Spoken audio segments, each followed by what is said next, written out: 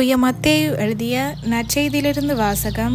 அதிகாரம் 9, இறை வசனங்கள் 14 தொடக்கம் 17 முடிய.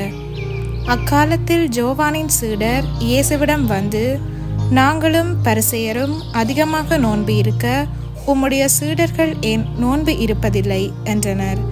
அதற்கு இயேசு அவர்களை நோக்கி, மணமகன் தங்களோடு இருக்கும் வரை மண விருந்தினர்கள் துக்கம் கொண்டாட முடியுமா?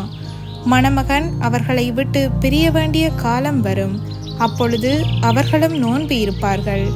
மேலும் எவரும் பழைய ஆடையில் புதிய துணியை ஒட்ட போடுவதில்லை, ஏனெனில் அந்த ஒட்டு ஆடையை கிழித்துவிடும், கிழிசலும் பெருசாகும்.